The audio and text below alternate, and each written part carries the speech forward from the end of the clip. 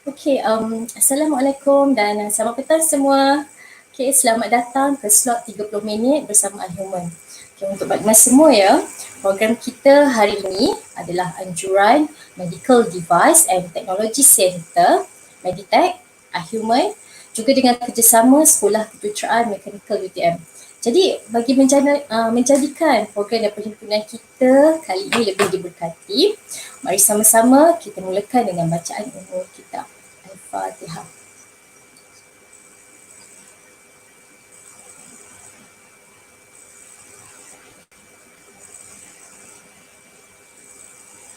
Alhamdulillah. Baiklah. Berkaitan dengan topik kita pada hari ini, saya nak tanya soalan dululah kepada rakan-rakan FB kita. Apakah implant? Rasa-rasa di bahagian mana dalam badan kita boleh jumpa implant ni? Cuba jawab.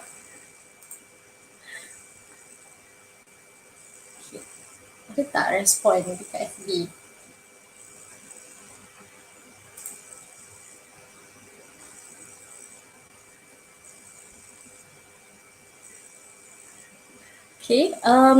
Tak apa. Di Malaysia biasanya implant banyak digunakan di gigi, jantung dan tulang. Ben jawab tu badan, betul lah tu. Kan? Contohnya untuk menggantikan tulang yang patah disebabkan jatuh atau kemalangan. So saya yakin ramai rakan-rakan FB kita yang ada pengalaman kan dengan implant ni. Jadi warga UTM bertuah sebenarnya. Kita ada ramai penyelidik yang menjalankan penyelidikan dalam teknologi implant di bawah payung bidang kejuruteraan perubatan. Kebanyakan penyelidik-penyelidik ini adalah daripada Fakulti Kejuruteraan amnya dan iHumEn khasnya. Jadi salah satu perkara penting implant yang perlu ditekankan dalam teknologi implant adalah jaminan kualiti. Sebab implant digunakan untuk badan manusia kan. Jadi kita perlu pastikan implant yang telah dihasilkan itu berkualiti, steril dan selamat kepada tubuh kita. Jadi dalam slot 30 minit bersama iHumEn hari ini, kita bertuah kerana kami akan menampilkan Prof. Dr. Muhammad Hasbullah Idris yang merupakan pensyarah daripada SKM UTM serta Felo Penyelidik MEDiTEC untuk berkongsi dengan kita tentang teknologi implant ini. Ingin saya berkongsi dengan rakan FB sebelum kita mula ya. Ingin saya berkongsi dengan rakan FB semua tentang biografi dan latar belakang Prof. Hasbullah. Prof. Dr. Muhammad Hasbullah Idris telah dilahirkan di Klian, Intan, Perak pada 26 Disember 1962. Beliau mempunyai kelulusan PhD dalam bidang kejuruteraan mekanikal dari UTM. Beliau telah berkhidmat sebagai pensyarah selama 29 tahun bermula 2 Mei 1991. Setelah berkhidmat di industri pembuatan selama 5 tahun. Kini beliau menjawat jawatan sebagai penerusi Sekolah Kejuruteraan Mekanikal UTM. Sebelum ini, beliau pernah menjawat jawatan Ketua Jabatan Kejuruteraan Bahan, Timbalan Dekan Akademik dan Fakulti Kejuruteraan Mekanikal, Timbalan Pengarah Unit Quality UTM. Beliau juga merupakan konsultan ISO 9000 dan telah terlibat dalam bidang tersebut selama 24 tahun. Hebat, Prof. Bidang tumpuan beliau adalah pembuatan manufacturing, pemprosesan biomaterial dan kejuruteraan foundry, iaitu casting. Terlibat secara aktif dalam penyelidikan biomaterial dan pembuatan implant bermula 2008.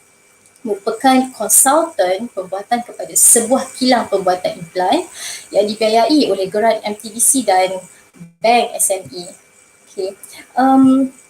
Sebelum saya serahkan slot ni kepada Prof. Hasbullah, ingin saya ingatkan kepada rakan-rakan semua untuk merekod kehadiran link yang kami berikan di ruang komen FB Live ini.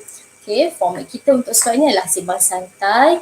Jadi anda semua dijemput untuk berkongsi pendapat, tips dan mungkin bertanya soalan ya. Caranya dengan menaip di ruangan komen FB Live kami InsyaAllah Prof Hasbullah akan berusaha menjawabnya. Dan jangan lupa untuk follow, like dan share FB kami dengan kawan-kawan semua agar info yang disampaikan pada hari ini dapat dikongsi bersama dengan rakan-rakan. Okey, jadi tanpa melengahkan masa, saya menjemput Prof Dr. Muhammad Hasbullah Idris untuk berkongsi dengan kita tentang Processing and Quality Assurance System in Implant Manufacture. Silakan Prof. Bismillahirrahmanirrahim. Assalamualaikum warahmatullahi wabarakatuh. Very good afternoon. Pertama-tama sekali saya nak ucapkan terima kasih and thank you very much kepada Dr. Suhaini yang telah memperkenalkan saya tadi lah. Okay. So petang ni what I'm going to do is I'm going to discuss on manufacture of implant dan juga quality assurance yang digunakan lah. So basically ISO 13485 untuk quality management system. Saya akan terangkan sedikit. I will explain a bit on what is medical device ataupun implant ini. Kemudian akta-akta yang terlibat sedikit, just for your information. So saya akan regulate, saya akan gunakan dua bahasa lah, right? Dan the processes involved all are basically based on my experience lah, dan juga my knowledge throughout these 29 years. Okay. Yang pertama sekali, kalau if you look at the market for medical devices, very big, very huge in Malaysia. Pada tahun 2012 when I started involved sebagai consulting, buat consulting work dengan satu company, local company. So that was in 2012. So the market lebih kurang about in Malaysia, so predict tadi about 51 million. We are targeting for about what? About 8% saja daripada 8% daripada market Malaysia. Daripada 51 million, we only targeted that small company, only 8 million. So we have got at the time 185 hospitals. We are targeting about 12 hospitals. Itu pun the manufacturing pun tak cukup lah. Okay, so I will share with you some of my experience. So pertama sekali, the question is, what is medical device? So kalau tengok definition of medical device, any instrument, apparatus, implement, machine, appliance, implants, that's going to be our main topic for discussion. In vitro reagents of calibrators, software, materials, or other similar related articles intended by the manufacturer to be used alone or in combination for human being for the purpose of, okay, kalau kita tengok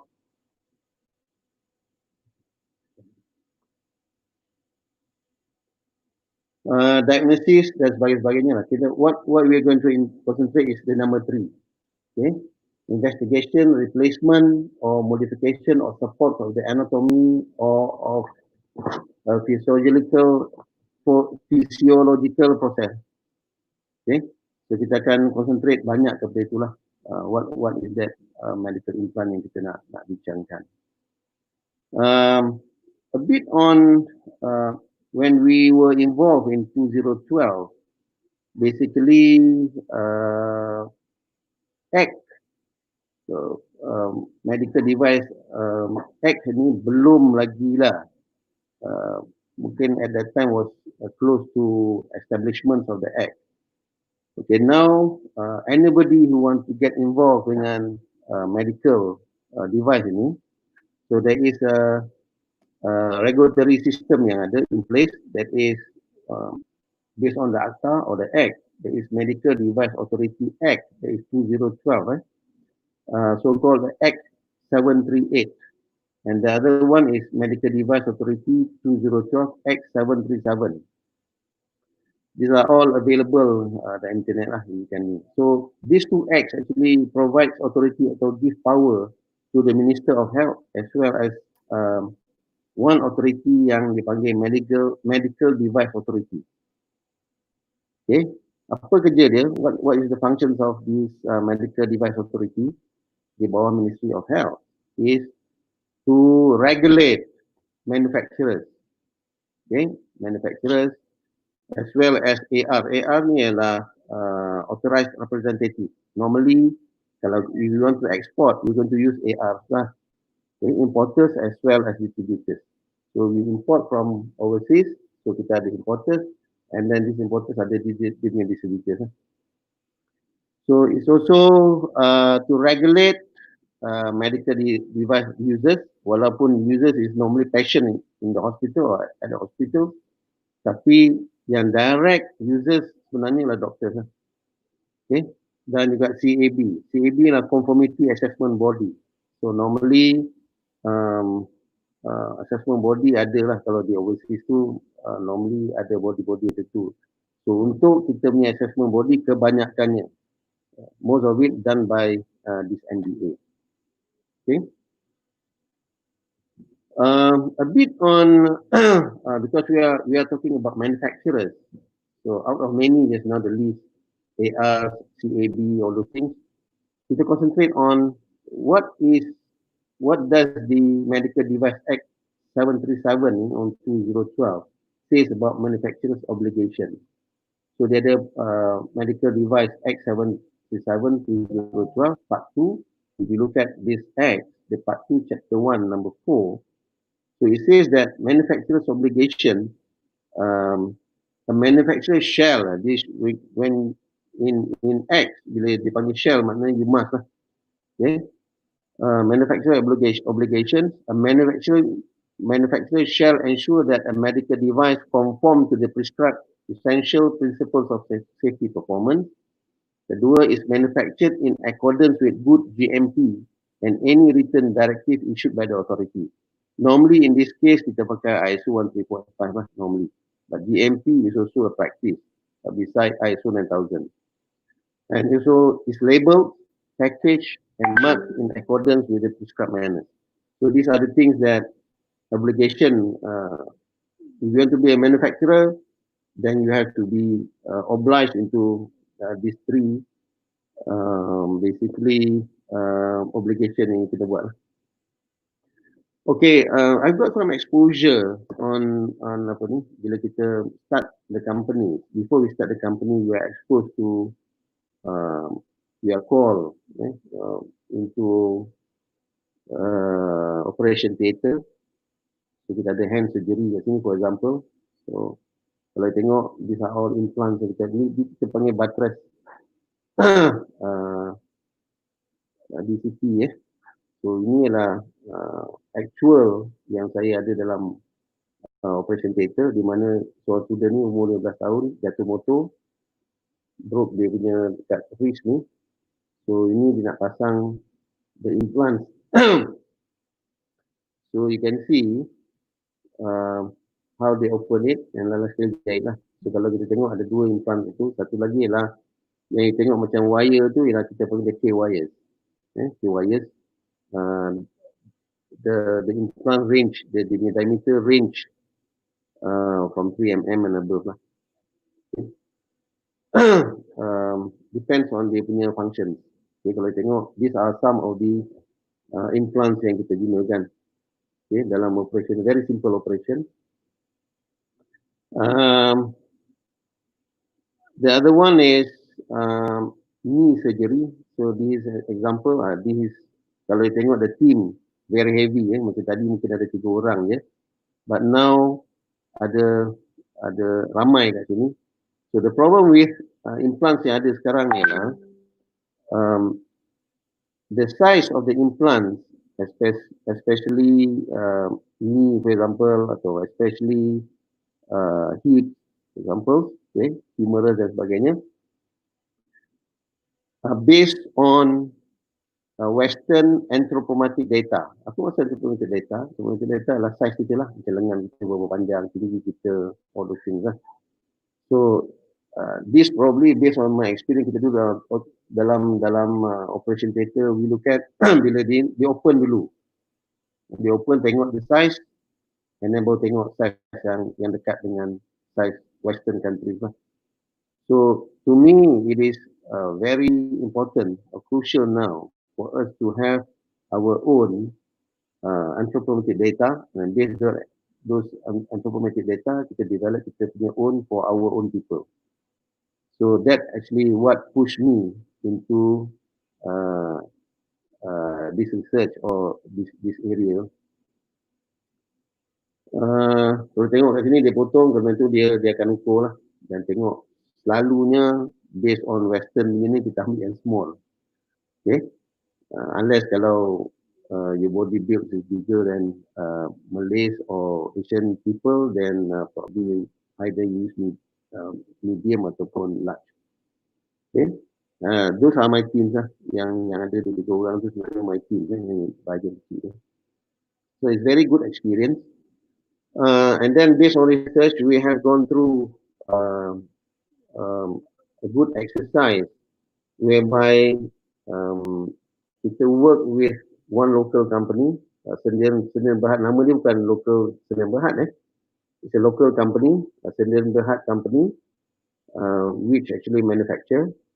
And then we work with Department of Orthopedics, USM Hospital Kementerian. Kalau tengok the photo kat situ, one of the doctors that we discussed. And then at the time so-called Faculty of Mechanical Engineering UTM.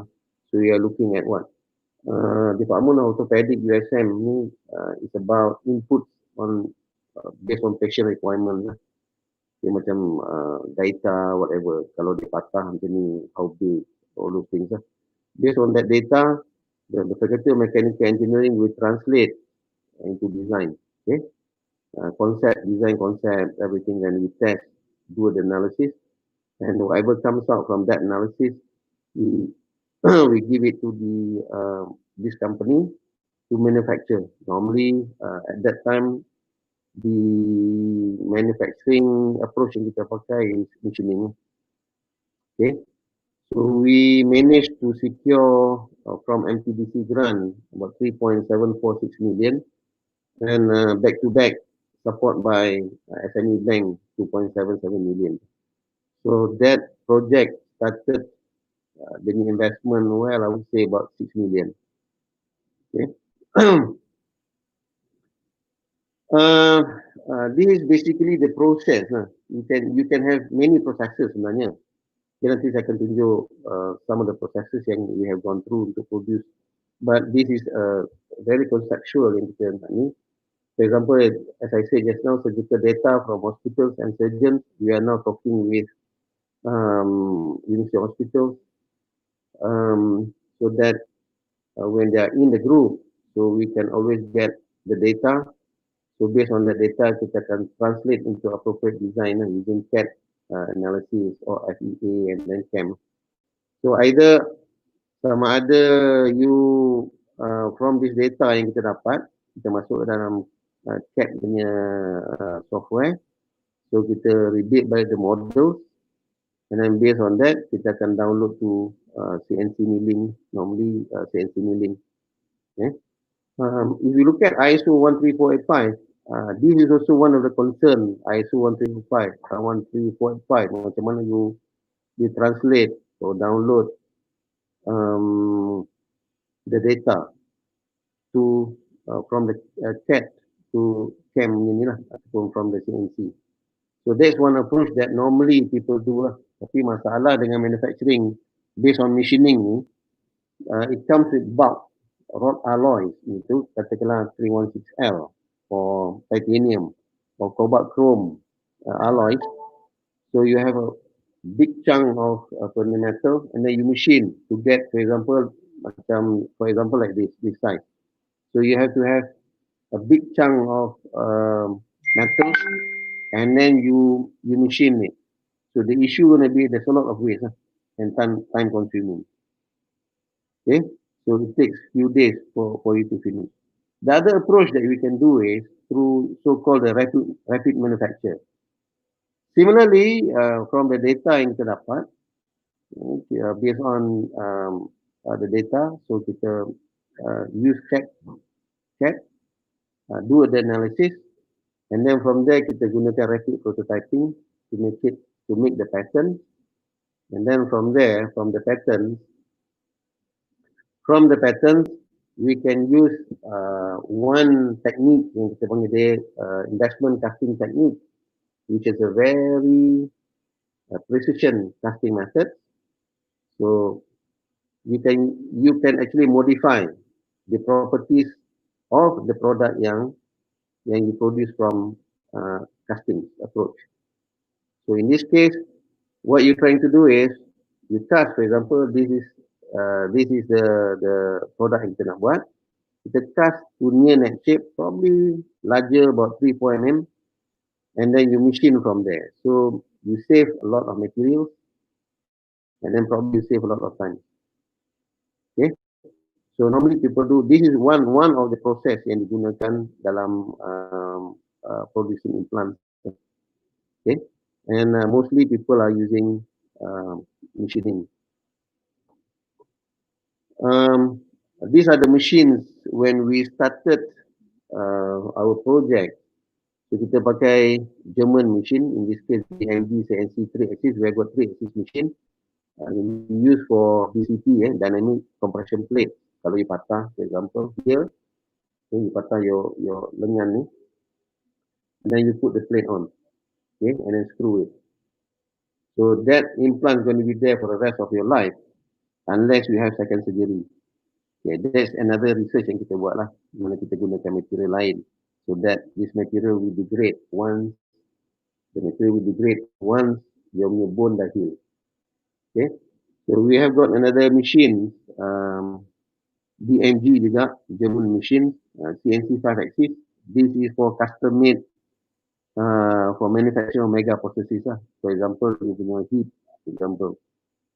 Okay, we have done a lot of research on machining, how to get the surface right, okay, surface finish, because that's important in implants. Okay. Beside that, kita ada satu lagi yang kita panggil Sugami, CNC auto lathe. This is very dedicated untuk produce screws. Okay, dedicated untuk producing screw for the implant, Sugami. So you buy from you import or you buy from 316L ataupun metal suppliers. Normally it comes about 8 mm diameter, 3 meter long. So you tengok kat situ dia ada dia punya platform tu, 3 meter long, then it goes automatically lah. So sama ada dia buat cortical screw ke. So this machine is capable of doing that. And finally, bila mana you dah machine and screw, sebenarnya ada satu lagi proses yang kita pakai, kita panggil dia mechanical tumbler. So we put all the implants into a tumbler, so they rotate dengan abrasive dalam satu bekas tu. This abrasive will actually clean up all these burrs. Bila you machine, they always burst, halus metal di implant kita tu, yang semi finish implant. So bila dia roll tu, the abrasive will cut all those burrs, so that you can get a clean implant. Then only you go for lateral polishing, chemical ataupun lateral polishing lah. This is where you got the challenge dalam machining ialah to get, example, 0.4 mm surface finish, micron. Then only bila you pergi for lateral polishing, it goes down at 0.2 mm. So you have to get a very mirror finish, especially the balls. So these are some of the treatment, and then you can buat clean up or you polish the implant. This machine we bought dekat Switzerland, so we have got some problem with it. So I went there for 1 week. study and then come back and then settle masalah ni. Okay, this is a typical implant manufacture yang kita buat. So kita tengok kat sini, the layout. So kita ada store kat sini. So this is the area where all these CNC machine just now, DMD, the 3 axis and 5 axis. This is kita punya screw making begini, Sugami tadi. So after that, you akan masuk kepada this area, tumbler. Kita ada 3 tumbler at that time. Okay. Then only you pergi for electropolishing. So based on this electropolishing, then you go for the quality control inspection. So this is very critical. Okay. So for small company, this is a setup yang kita gunakan. Okay. Once you have all this setup, then can you only apply for ISO 13485. Sebab ISO 13485 dia akan tengok kat sini lah semua ni. Alright. So that's basically if you want to go for simple or small manufacturing, tapi ini pun 6 million this is 6 million setup, tak termasuk capital. Capital is different. This is the only 6 million setup, just machine as well as that place.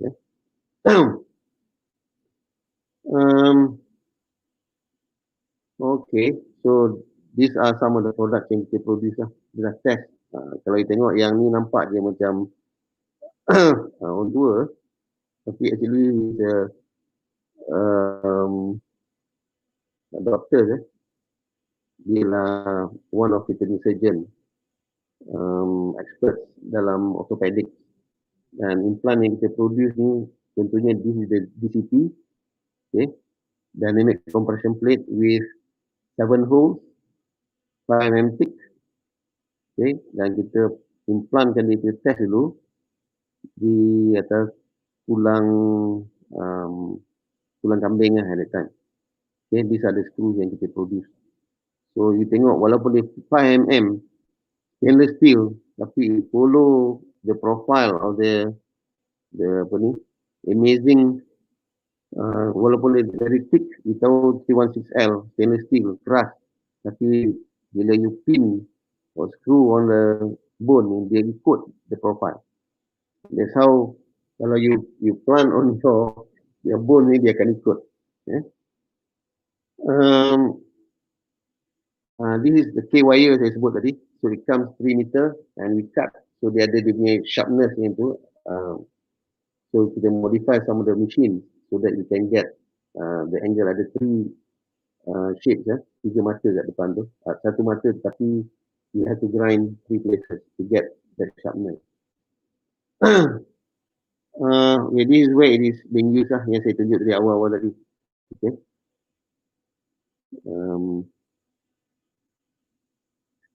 This is the first product yang kita buat. So this is the first product. Kalau you tengok, memang crude lah, proximal humerus yang kita produce in this for an 18-year-old girl di Kedah. So masa tu kita tak ada lagi rapid prototyping. Kita buat dengan kayu je untuk dapat dia punya shape. And then kita produce dengan stainless steel. These are based on doctor's punya specification. So those are the things that kita implant. This is experimental. Tapi malangnya this girl died lah, but not because of this, but because of lung cancer. So this is basically a bone cancer patient. So we ask the permission from the family, can we take it up again? So kita take up, that's why kita masih simpan. This is experimental proximal humerus. So these are the things that kita ni. The other one is 15-year-old student juga di Johor Bahru. So we design for him, Yanni. Dan this is a doctor, kalau you tengok kat sini, bone cancer kita design juga. We design and then come out with design and adalah macam ada twisting effect, and those are the things that kita analyze based on that software. Okay, after saying all those processes, after saying all those work yang we have done, so I would like to go into quality assurance systems yang normally pakai. So for a manufacturer, for example, for a manufacturer yang GMP reference to very very general. Okay, sebenarnya tak pakai pun, tapi can be used kalau you ada tu bagus juga because it give you some sense, feel of quality assurance. The most related ialah ISO 9001 2015. But I'm telling you, if you look at ISO 13485 2016, that's the third edition of ISO 13485. The most related, yang very similar, ialah ISO 9001 2008. So if you're expert in ISO 9001 2008, it very much resembles atau very much the same dengan ISO 13485. The only thing is the difference is because ISO 13485 is very dedicated to medical device, so ada some apa ni clauses yang dalam tu memang dia nak disebut very explicitly about medical device. For example, you can ada file, okay, for certain type of medical device. Okay, for example, like implant, BCP just now for the bone, for example. So you have, for example, 5 holes. You ada 7 holes. You have 9 holes, for example.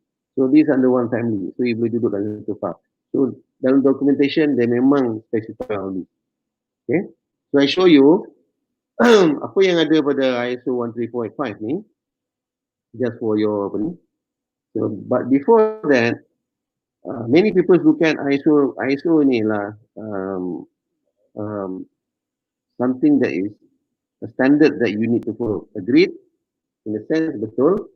Tapi saya cuma nak tunjukkan you bahawa look at the bold letter itu yang I put it there. This I take it from ISO 9000 2015 definition. So dia kata a written set of standards which describes and define the basic elements of the quality system. So what is basically basic elements of quality system? Itu dia punya issue. Alright, the rest, the standard is only describe or define that element. How are you going to do it? How are you going to control it? So you have to control through document, for example. You can control if the product is not up to the standard. How do you control? So those are the things that mentioned in ISO 13485. Okay, give you some overview lah. Okay, very simple overview. So ISO 13485 clauses yang ada, scope, sama lah scope lah. This is for certification. For your information, certification is done by MDA lah. So dia tak macam ISO 9001 2015 whereby certification is done by third party auditors or third party audit or certificate screening, third party certification body, for example like CIRI, UV Rehland, which a German company, a German origin, tetapi berpusat di Hong Kong. And then you have the AGS, Singapore based. You have the Moody, you have the Lloyd. Normally, CIRI mah, kita pakai CIRI normally lah. You tengok dia ada scope. Scope ni just nak mention dalam certification tu, apa yang termasuk dalam unit certification. So normative reference, that's the second clause. Disebut tentang fundamentals. What are the fundamentals and vocabulary yang diused dalam standard, which you have to refer to ISO 9000 2015 UTMS. So it goes back to that yang definition yang saya ambil tadi lah. And the third one is terms and definitions. So a lot of definitions yang ada dalam tu. Okay. And then the most important ialah from the 4 to 8. Okay. Clause number 4, 5, 6, 7 and 8. Apa tu clause number 4 yang very important? Is the quality management system.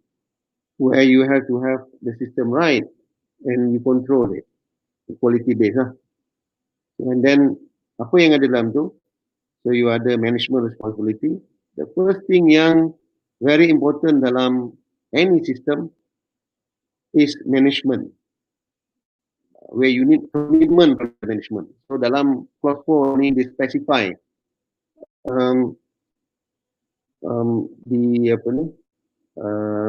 the commitment of the management. So I always, when I did all this ISO 9000, for companies, I told them, the first thing you have to make sure that your management is committed. Kalau you tak committed, forget it. Okay? So dalam management responsibility clause 5 ni, they mentions about commitment and define and describe how to show commitment. Okay? For example, dia kena adakan quality policy, quality objective, dia kena ada management review, and then dia kena ada like responsibility, authority dan sebagainya lah. Macam kita call it job description, something like this. Okay, and then the management has to appoint yang dipanggil representative. Okay, then you go into resource. So any system, in any companies, you have to have people. So dalam case ni dia ada people, dia mention about people, dia mention about human resource. They mentions about infrastructure. You need to have infrastructure, and then you need to have a correct environment, clean room, for example, for ISO for medical device manufacture. So you specify very explicitly that it, but general. And then the number 7, the clause 7 is product realization. So mainly it talks about how you're going to control production. What are to be taken into consideration. So saya akan tunjukkan nanti dia punya tu very simple for you to get some idea. And once you have that production run, so you need to measure. Measure means monitor. Okay? This is normal in any system or any organization, be it service or manufacturing. Okay, so you need to monitor, you need to measure. Once you monitor, you get the data out. Once you get the data, then you need to analyze. Based on the analysis, you need to do improvement. Okay, so in any systems or any organization, so these are basically from clause 4 until clause 8. These are what we so-called basic elements of the quality system. As if you were to control these 4 until 8, you should be able to produce product that meets the requirements of, for example, like kalau medical device, you should get what was specified. So itu dia punya ni lah. Okay. Then dalam itu dia akan explain lah how to control the blah blah blah, for example. I give you very nutshell of ISO 13485 for your So I show you the system kat mana ISO 9000 control. Ya,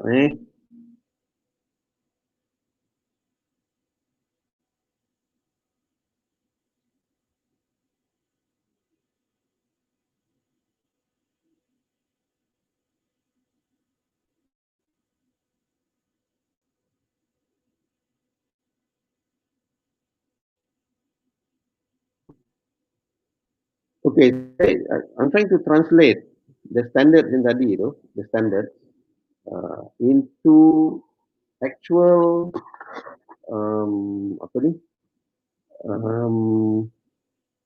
dalam sistem manufacturing lah.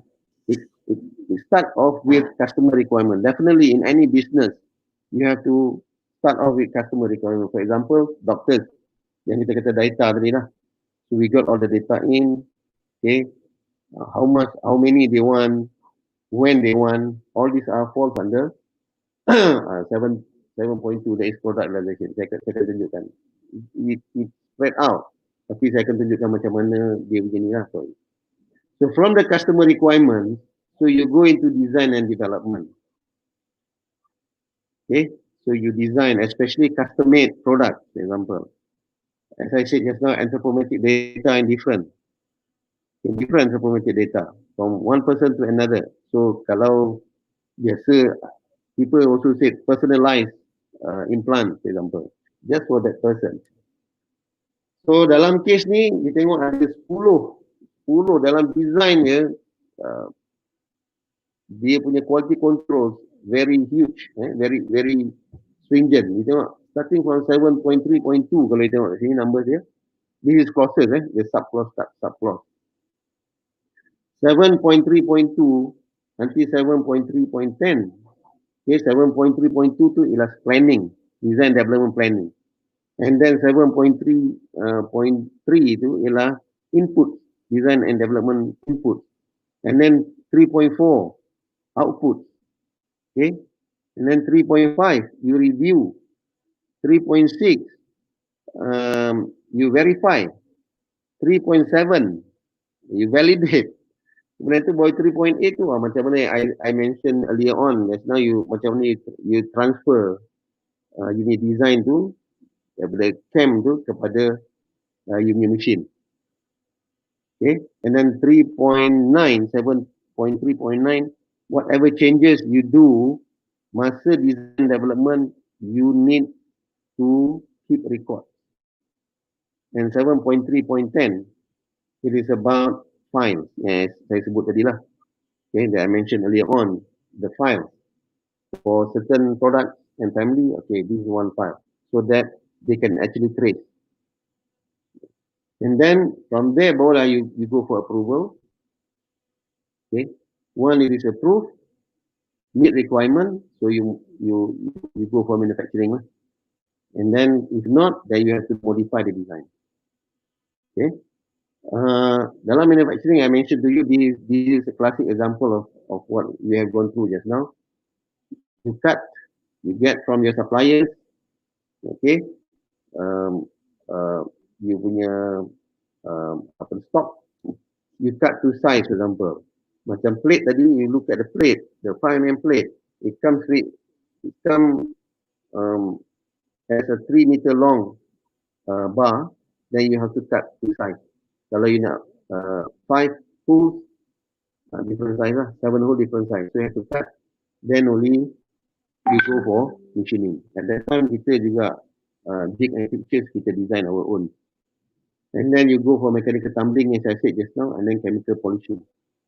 Okay, based on that, that's normal. That's normal. Kalau you tengok, bila you check, sama ada reject. Okay, kalau tengok ni ada reject, and then ada rework.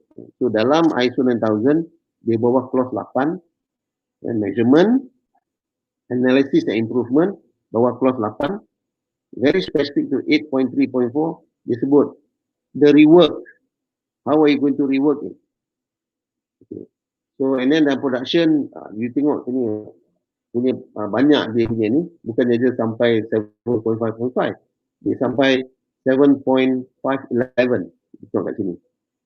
So, disebut tentang control of production, macam mana nak control production, you have to have document, okay, you have to have procedures, they mention this lah. And then concern about cleanliness, how you control cleanliness, as I said just now, describe and define. So dalam 7.5.2, for example, they define macam mana cleanliness yang you nak, how are you going to do it, but in general terms. Itu juga 753, 754, kalau lah you are service provider, for example. Okay. Okay. Before that, kalau you tengok di bawah 7.4, okay, 7.4 ni purchasing. So dia ada 3. Ini ialah 7.4.1 ialah purchasing process. 7.4.2 ialah purchasing information. Ini 7.4.3 ialah verify. So once you receive you punya stock, for example, then you need to verify whether that 316L, the size okay dan sebagainya. If not, you reject. So, they mention itu. In fact, you have to evaluate your suppliers. So, kalau you tengok kat sini, ISO 9000, dia bukan saja suruh you control production, okay, tapi juga post production. So, you tengok di bawah, you tengok kat sini, preservation, 7.511 ni preservation. Once you produce it, you tak boleh letak merata-rata dan sebagainya. You have to, kalau medical device, you have to pack, probably sterilize and keep it in place yang clean dan sebagainya. So, you see ISO 9000, they control from the very beginning, customers, design, even purchasing, lepas tu manufacturing they control, they describe and define macam mana you nak control, even equipment you pakai, control for monitoring and measuring equipment, calibration, okay, you need to calibrate you punya apa ni, equipment, supaya what result you get from that measuring exercise is true. And then they mention how you control kalau produk tu tak conform to requirement. So these are the things. In order to do that, as I said just now, ada human resource, so they specify talent ataupun kalau dia tak berapa bagus, you have to send for training. Okay, you kena buat training need analysis, and then based on this training need analysis, you need to send for trainings or any other form of to increase dia punya, to enhance dia punya capability lah. And then infrastructure and juga work environment. So you tengok ini contamination control. So they specify macam tu. Okay. Dan lepas tu kalau you tengok all this semua ni, it goes back to the customer, whether you meet the customer requirement or not. And then doesn't stop there. You juga kena monitor. Monitor. This will you dapat feedback. This will you collect feedback. Complain, macam mana you handle complaint. Okay. And then respond to regulatory authorities, contohnya MDA for example. And then you have to have every year internal audit. Siapa yang boleh buat internal audit?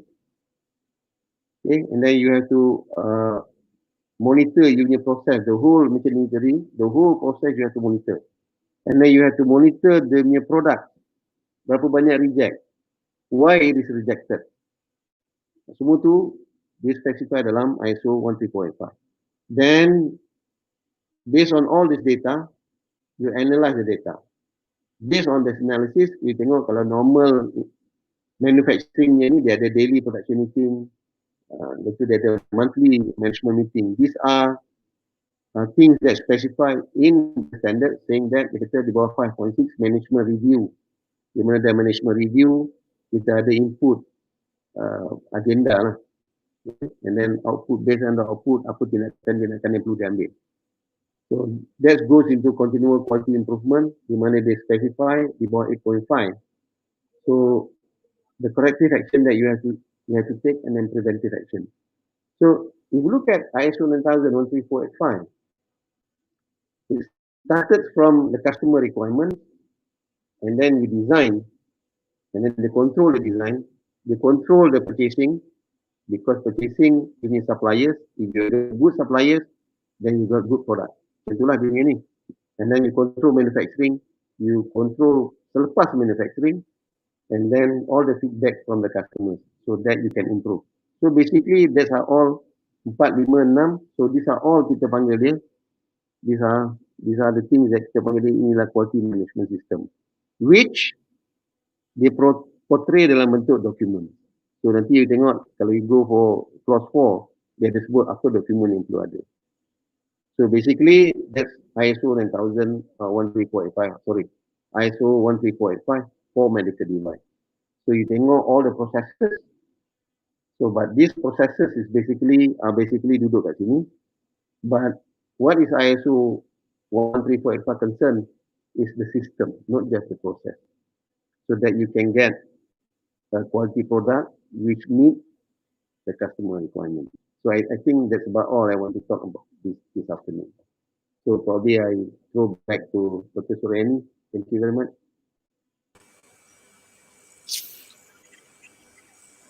Thank you, Prof, for a very interesting presentation. Okay, so from this presentation, I can say that through complete testing, proper setup and documentation, we will definitely be able to produce implant commercially and penetrate the market. Is it true, Prof? Yes, and then just for your information, if you want to be a manufacturer, you need to have this ISO 13485. You cannot run away from it. Okay, but to have this ISO 13485, you have to have your setup ready. Okay, Okay. Prof. So, okay, we are now in a Q&A session. I'm sure there will be people in the audience who would like to raise some questions. Okay, so I would like to open up the session now to question from the audience. So, untuk sebarang soalan, komen ataupun pendapat, please share your thoughts in our FB Live comment box. So, Prof Hasbullah will try to answer your question. Okay, Prof, we have one question here. Yeah, disebut getting a new medical product. Can okay, you read. I'll Say baca, Prof. Okay. okay. Getting a new medical product made locally to market seems a bit hard due to these costly and lengthy certification processes. Are there any initiative by the government to support the innovative medical product development by local researchers, innovators or manufacturers? Okay, thanks in advance. Thank you, Dr. Snida. Okay. Silakan, Prof. I would say if I were to say that there's no initiative, probably it's not appropriate lah. There are a lot of initiative. In fact, dalam our government planning, medical device is one of the niche area that the government is emphasized on. Okay? The emphasis is on medical device lah. So definitely there are a lot of initiatives. The only thing is on the ground, when we talk to manufacturers, yang kita ada local manufacturers lah, contohnya OSA for example. So the problem is the ecosystem is not, I would say, it's not very complete for you to from research, manufacture as well as pushing it to the market. Okay, so betul lah, it's very costly. In fact, now OSA for example, one of the company doing implant, spending dia punya ni untuk biomedical, biocompatible ini di UK, they're spending about 500,000 untuk that test as well as mechanical test lah. So kita ada sebenarnya di UTM dan mechanical test pun kita ada sebenarnya di UTM dan banyak engineering school di Malaysia. The only thing is whether it is enough ataupun tidak, atau the procedure is there ataupun tidak untuk kita bring up to. Okay. Fortunately, we have been discussing this. Now we are starting the initiative lah. On our part, the government probably dah buat sama ni, dia mungkin tak tahu, kita tak tahu detail lah. There are some bit and pieces. But now, we have formed a task force at our level. We are going to do this and then tengok apa yang kurang so that we can develop this ecosystem right for us to produce our local implant. Okay, that's the initiative now. So I answer that question. Okay, Prof. Terima kasih. Sebenarnya saya pun ada satu soalan juga nak tanya Prof. Okay, who really owns the implant? sebenarnya who really need to do quality assurance? Is it industry or educational institution or doctors or hospital committee? Who really? Needs to do quality assurance, to Who apply really the need? quality assurance. To me, kalau the patients don't know much about the implant. You implant apa benda pun dia terima juga. So it is the doctors that to me is the end user lah, because dia decide dia nak ambil brand nama Tiger, dia nak ambil from Johnson Johnson, dia nak ambil from Hasbullah, or you nak ambil from China, or you nak ambil from Malaysia Implant. It's up to the doctor. Tapi before it goes to the doctor, there are governing body yang to make sure that this implant is correctly and appropriately or safely produced. Okay, itu yang saya tunjuk awal-awal tu, Akta 738. 738 gives authority atau power kepada MDA or the Ministry of Health, and then empowerment to MDA, okay, Medical Device Authority, to regulate this, to make sure that whatever goes to the hospital or whatever goes to the market is safe. Okay, kalau ditanya saya ISO 13485, siapa yang apa ni ataupun quality assurance yang very important ialah is the governing body ya. The governing body that actually govern the quality. So once you have this, you are supposed to produce a quality product or that meets the requirement. The doctors only tengok, okay, well, this is good, and then you can use. Okay, masa installation is different method but apa yang ada, kalau you dah dapat example CE or product certificate, you dah ada ISO 13485, you probably have got it from MBA. So meaning to say you can push to the market already lah. Now in fact we are talking to Indonesia now. Indonesia is kita dah pergi ke Indonesia and talk to them, the hospital. They're really interested in doing this. We are now talking to Idris. This is from Libya, so they are interested. So we are trying to, if we have got all this, then we can always market it, not just to Malaysia, probably especially Muslim countries. That's what we want to do. Okay. Okay, Prof. Terima kasih untuk jawapan tadi. So, Alhamdulillah again, thank you so much Prof for the interesting presentation. I'm sure with these tips and info, we will all benefit from it. Okay, jadi itu je. Terima kasih kepada semua pendengar FB dan YouTube kami. Terima kasih kerana mendengar, berkongsi pendapat dan bertanya soalan sepanjang program ini ya. Jangan lupa untuk merekod kehadiran anda semua di link yang telah kami berikan di ruangan FB komen kami. Saya juga nak terima kasihlah kepada rakan sepasukan saya, iaitu Encik Zulfazli Zakaria daripada MEDiTEC, Encik Azizul Azman, MEDiTEC, dan Encik Muhammad Faizrin daripada SITC. Okay, kerana bekerja keras di belakang tabir untuk memastikan program ini berjalan dengan lancar. Okay, terima kasih semua. Jadi jumpa lagi di slot 30 minit iHumEn pada masa akan datang.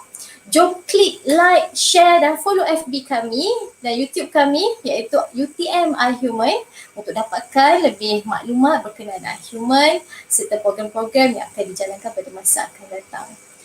Terima kasih. Assalamualaikum warahmatullahi wabarakatuh dan selamat petang semua.